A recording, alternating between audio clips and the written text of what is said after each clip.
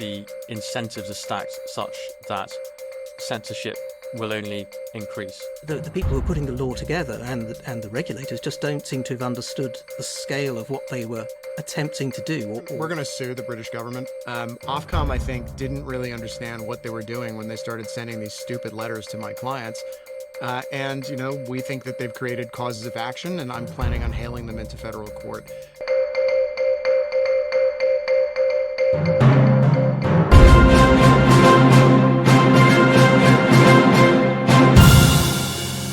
From CapX, this is The Capitalist. I'm Marc Sidwell, and my guests today are Preston Byrne, tech and free speech lawyer and senior fellow at the Adam Smith Institute, and Tom Ough, senior editor at Unheard and author of the new book, The Anti-Catastrophe League. Tom, the book has just arrived on shelves, so before we move on to our subjects today, just tell us a little bit about it. It's a book about humanity's endeavours to avert its own extinction, starting with the period in the early 19th century when we figured out that asteroids actually exist, and continuing to the present day when there's a lot of attention on AI and making it technically safe in the eyes of some, while also ensuring that governance structures align with that. I won't ruin the ending and let you know whether we survive till 2025. Well, fingers crossed. And yeah, it sounds like a great read. I'm looking forward to dipping into it when I get some holiday myself at the end of the month. But let's move on to perhaps a smaller scale catastrophe, but still one we need to worry about. The UK's Online Safety Act, which is now in force, prompting swift and sometimes clumsy responses from tech platforms. The law mandates age gating for pornography and tighter controls on content promoting suicide, self-harm or hate. But thanks to the way it has been drafted, legal content is also being swept up. A speech by Conservative MP Katie Lamb was briefly blocked on X, which currently doesn't offer age verification for users on a free plan, while Reddit now age restricts forums on topics ranging from pet care to sexual health. Small websites on innocuous topics like a residence group or a cycling forum are closing to avoid the risk of fines. Even Wikipedia fears being caught under the Act's provisions and has launched a legal challenge. Now, few dispute, of course, the need to shield children from harm, but critics say the rollout risks turning into a digital minefield. Tom, I can start with you. Are these just the teething troubles that come with, a really big piece of legislation coming into force, or is this a sign that there are just fundamental problems with the Act? I fear it's a sign, Mark, that there are indeed fundamental problems with the Act, and I think they were fairly predictable. It's very difficult to legislate what is exactly harmful, and of course the incentives are stacked such that censorship will only increase, and that will have to be a tech company like Twitter's default response to potential legal trouble. And of course there's this other question of whether it's appropriate for the state to even decide what is harmful. But here we are, and I don't think it's a good piece of legislation, unfortunately. Preston, you've been a strong critic of this law, and you've also, in the past, I know, done some work on potential free speech laws for the UK. You're in the United States these days. How is it looking from there?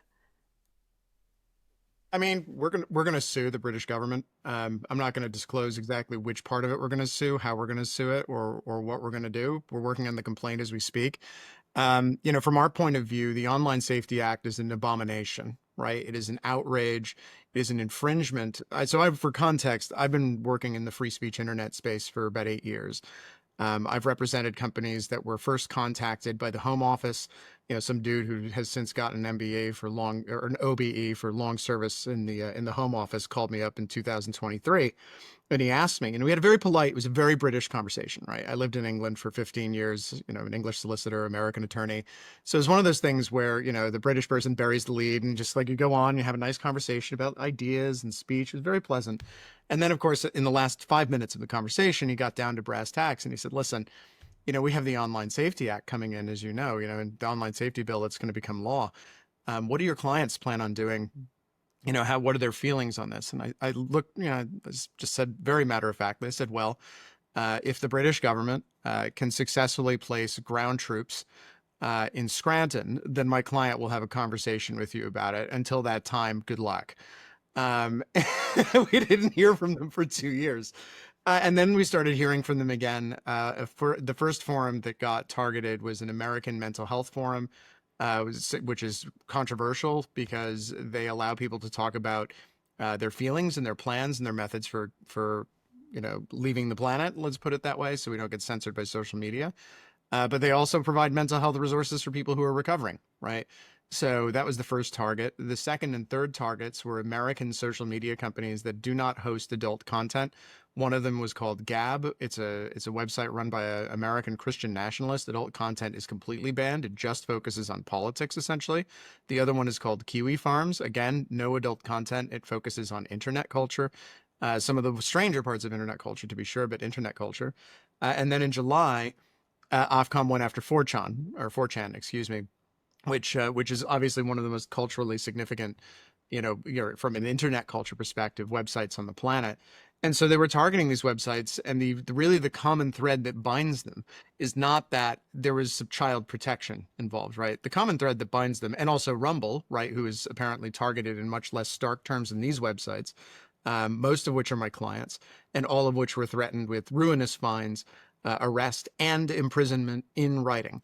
And if I were to do that in the United States, if I went up to someone and said, I'm going to arrest you and kidnap you and throw you in a prison cell for exercising your First Amendment rights, there's a federal crime for that called conspiracy against rights, and the maximum penalty, absent some aggravating circumstances, is 10 years. And if there are aggravating circumstances, for example, kidnapping involving a death, then the penalty is either life or indeed death. So like this kind of stuff, when Americans take our civil rights extraordinarily seriously, Ofcom, I think, didn't really understand what they were doing when they started sending these stupid letters to my clients. And we think that they've created causes of action, and I'm planning on hailing them into federal court to answer for that. So it's an extraordinary situation. And as you say, Preston, it seems remarkable that the Ofcom didn't entirely realize what they were getting themselves into. What you're talking about is the fact that this law, which is, I think probably the strictest internet law, maybe the first of its kind really in the democratic world, had such ambitions that it wasn't just, and this is often not understood, it wasn't really just a law affecting UK people, because it regulates every company around the world that happens to do business potentially or in fact with people in the UK. But they seem to have not had, the people who are putting the law together and the regulators just don't seem to have understood the scale of what they were attempting to do, or the sort of vainglory of attempting something like a sort of global regulation from the UK. Why do you think they were so blind to or overconfident in what they were doing? yeah, so what I'd say is, 2018 called, they want, it wants its ideas back. This stuff is really, the Online Safety Act is designed for the world as it was 10 years ago. It's designed for a political environment in the United States, which as it was, 8 to 10 years ago. And what we're looking at now is a very different landscape. If Joe Biden, I'll give you an example. Joe Biden obviously was no great friend of free speech, and his administration, I mean, if he was awake, right, he was no great friend of free speech, and the people who worked for him certainly weren't friends of free speech. And so there's a sub-department of the Department of Justice called the Office of Justice Assistance.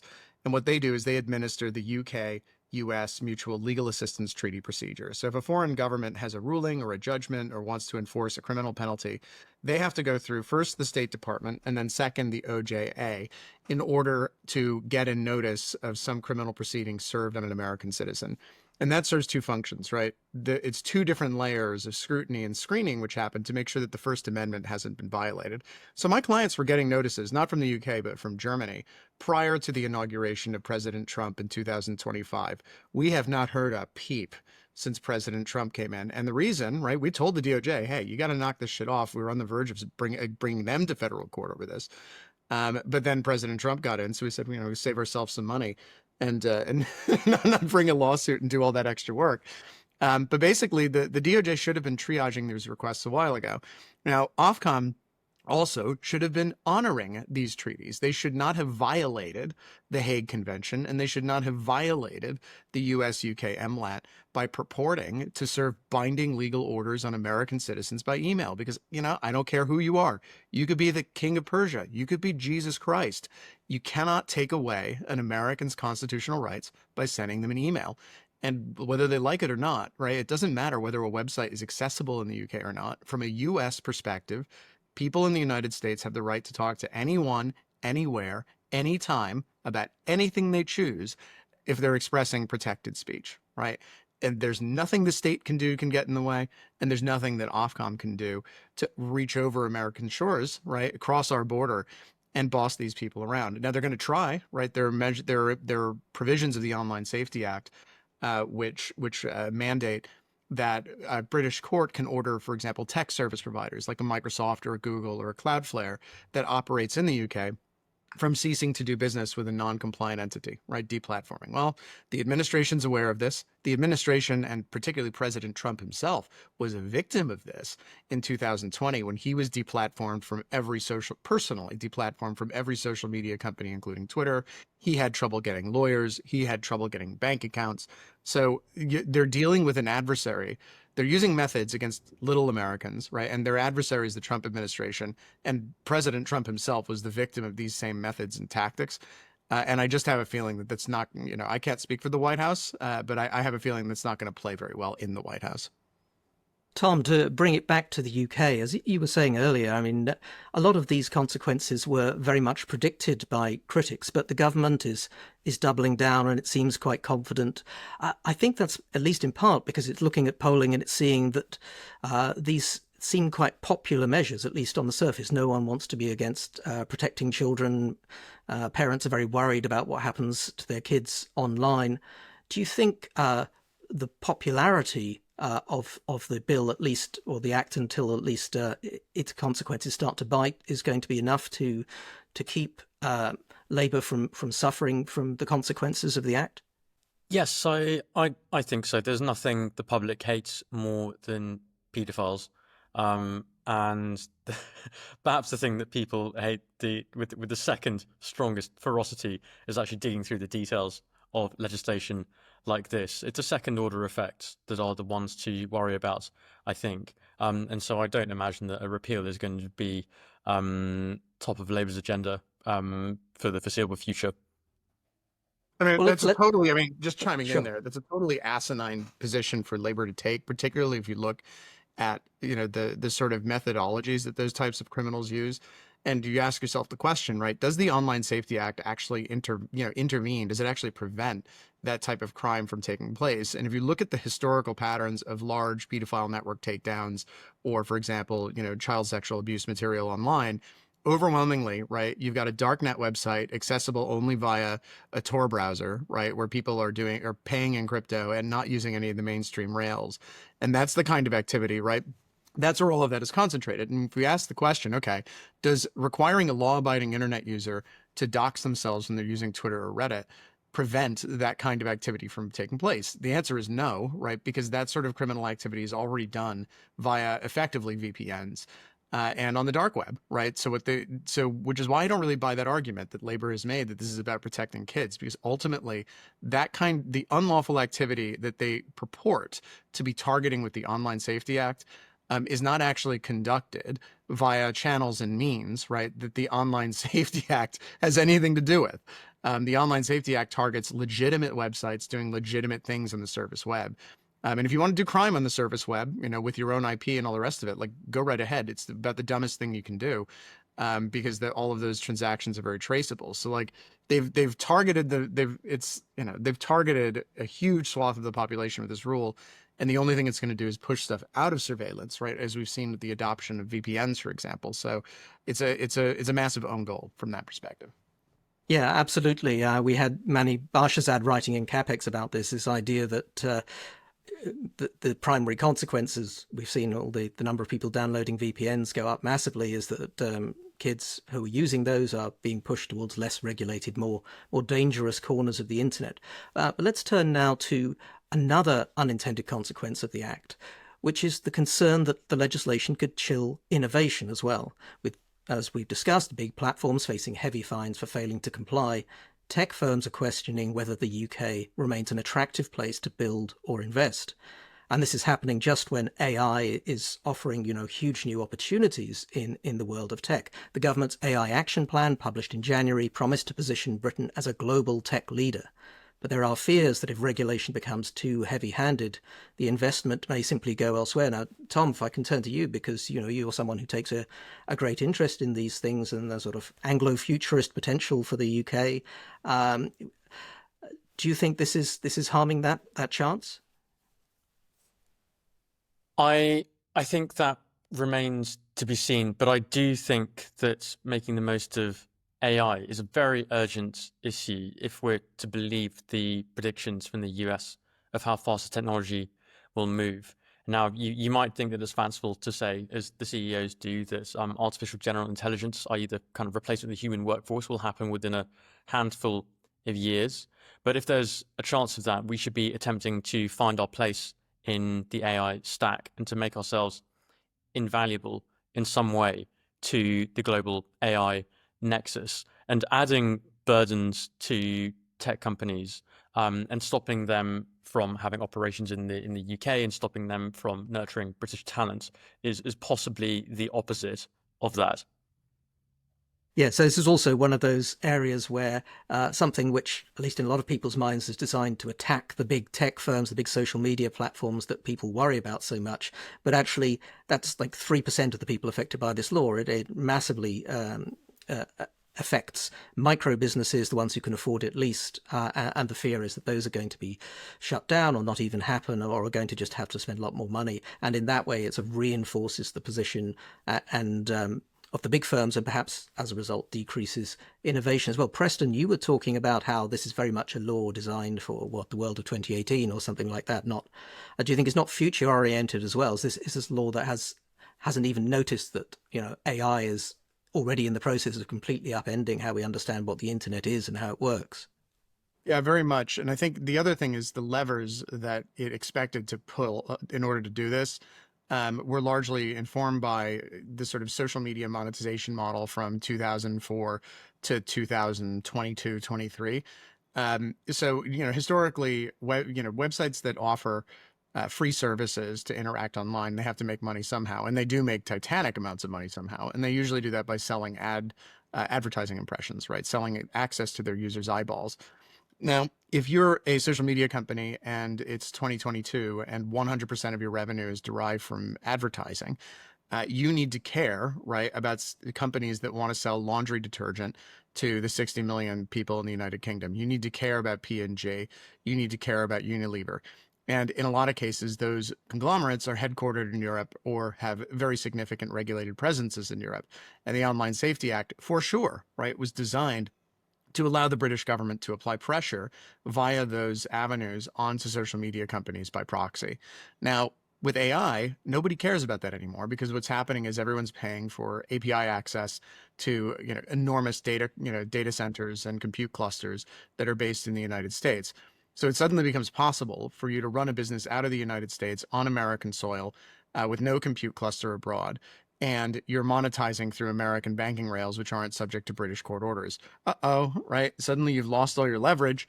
And that's basically what I think what's going to happen. We've seen now American social media companies being very reluctant to endorse the Online Safety Act. Elon Musk's X and XAI issued a statement late last week condemning the act and saying it doesn't strike the balance correctly between freedom of speech and online safety, which I think most social media companies, they employ armies of tens of thousands of moderators, and moreover, right, they have if you run a social media company, you A, have armies of moderators, and B, you have armies of lawyers. And the purpose of those teams, right, is to remove content which makes you look bad, right? So there's a huge incentive to take down stuff that's too violent or too extreme or something like that, and then to interface with law enforcement and provide prompt responses when law enforcement comes calling and they say, listen, we have a subpoena, we have a search warrant, we have something else. So by doing what they've done with the Online Safety Act, right, these companies now look at it and they say, well, okay, we're going to have users touching our servers via VPNs, which means we're not going to know who they are or where they are, for real. So that's one law enforcement avenue that's closed down. And then in addition to that, a lot of companies are asking, well, if we have to hire armies of moderators to access the UK and advertising revenues are declining and AI is becoming a more important part of our business, is it really worth it? what we've seen with a lot of small American platforms that were initially targeted by Ofcom is they just said, it's not worth it. You know what, UK, we're going to IP block your whole country. If you persist, which is technically not a solution under the Online Safety Act, that is not a lawful option, which the UK government has said is available. If you do that, they reserve the right to come after you anyway. So companies have done this. Ofcom's backed off of the companies that have. And I think now that the Trump administration's involved, I'd be very surprised if Ofcom sends any more enforcement notices to Americans, just as an aside. But it's not, the Online Safety Act is not designed for the world we're moving into. It is designed for the world as it was. And even then, right, even then, even though a lot of the levers are going to be obsolete in very short order, it was so offensive to American notions of free speech and due process that it has triggered a response from the U.S. Department of State, the White House, and the House of Representatives. And soon, I predict, other government departments, and in much more direct and uncompromising terms. So, yeah. Tom, just before we move on, Preston, there's talking about the sort of technological world that we're moving into. We're also moving into a new political reality here in the UK with insurgent forces outside the main political parties on the rise. Now, one way that Reform UK has tried to sort of differentiate itself from the pack is by saying it's going to repeal this law. This law, of course, is very much a bipartisan effort brought in by the Conservatives, although admittedly they took out some of the even worse provisions that were originally there, but now enthusiastically backed and brought forward by Labour. Do you think that this is something that will play well for Reform? They're obviously calculating it will, but Labour, as we were discussing earlier, seem to think that's an own goal for them. Do you think that this is very much a populist message, that get rid of the Online Safety Act? Well, it's the unstoppable force of, I think, right-wing voters feeling that in cases like Lucy Connolly, their side has been penalised up against the immovable object of, the great British public's hatred of child molestation. As this argument has been framed by Peter Kyle, the Labour frontbencher, I think it is probably the case that repealing this act would play well with Reform voters, because by the time the next election, they'll be very familiar with further instances of the phenomenon whereby people like Katie Lamb, the Tory MP, being penalised by the Online Safety Act for what should be perfectly lawful speech. The more that continues to happen, the more I think that people become sceptical that the state should have this power, even if it is indirect power, to suppress speech. Well, we shall have to wait and see how it all plays out, but it certainly doesn't seem to be going well so far. Finally today, a very different topic, but another case where ideology seems to be trumping economics and logic. Lord Neil Kinnock has urged Chancellor Rachel Reeves to remove VAT exemptions on private healthcare in this autumn's budget, a move he says could raise over £2 billion for the NHS. As Reeves navigates limited options under Labour's tax pledge, the proposal superficially offers a potential workaround, targeting services usually used largely by the wealthy. Supporters say the policy could be framed as fair redistribution, but given the difficulty many encounter when trying to access basic NHS services, is driving more people to the service really a good idea? Tom, to return to you again on this different topic, I mean, do you think there's any chance of something like this actually coming in? Neil Kinnock was talking about a wealth tax the other day, and Rachel Reeves didn't seem keen on that. But do you think this is one that she might just reach for to try and raise a little bit more money? Well, I think it's one thing for Neil Kinnock to talk about it and another thing for it to become legislation, of course, but it does remind me of what Labour did to private school fees. And of course, last autumn, they added VAT. And this is a very comparable situation, I think. And the evidence coming in so far is that it's hit the sector harder than Labour would have liked to have believed last year. So that does signal to me that perhaps this is not as far-fetched an idea, that Labour would bring in, would axe VAT on private healthcare as it might seem.